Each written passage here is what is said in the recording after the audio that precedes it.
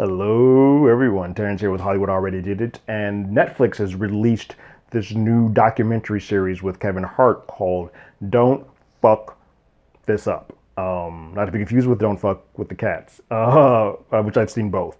But released a series called Don't Fuck This Up, which sort of looks at the ups and downs of the history of Kevin Hart in the last couple of years. And I will give you my thoughts on it right after the jump.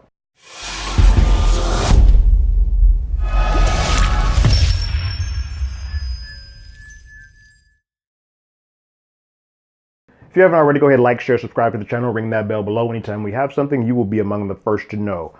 We are at 100. We're past it now, and I appreciate that so very much. We're going to start doing some stuff in here pretty soon, but stick with us, all right? Let everybody know about the spot.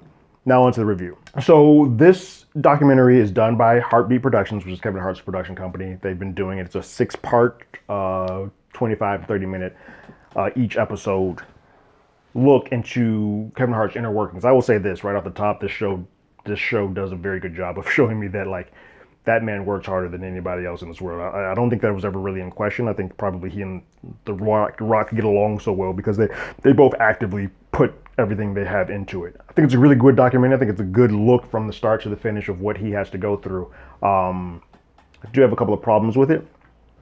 My only major issue is this: as informative as this is about the Oscar situation and his infidelity, which really isn't none of my damn business, but he has now made it our business. The only issues that I have is that that's all kind of old news or old hat.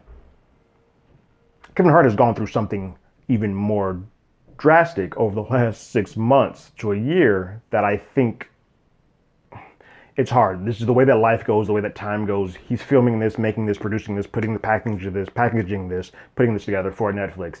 He did not realize that he was going to be in a near fatal car accident.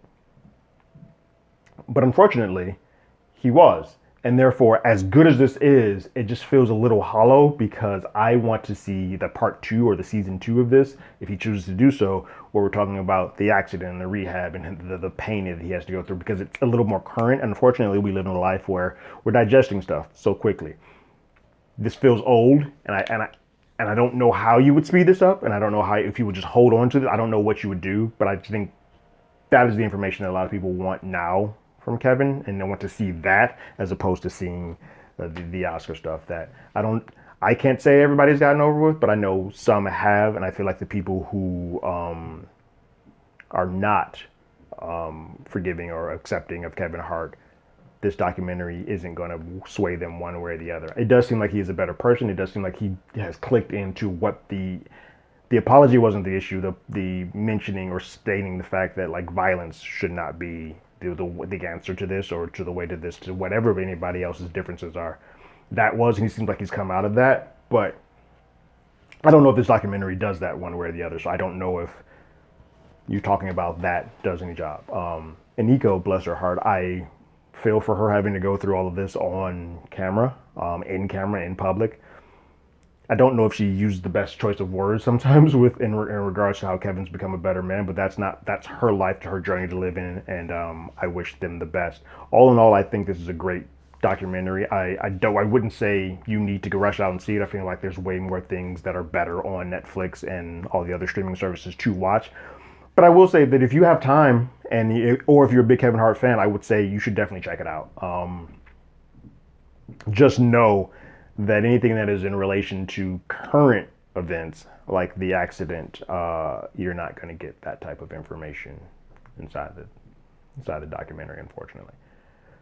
But I'm sure there will be a season 2.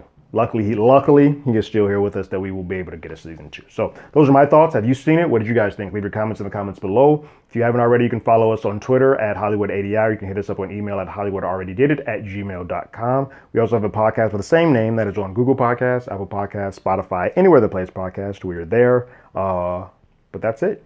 Like always, I got my ticket. You got yours.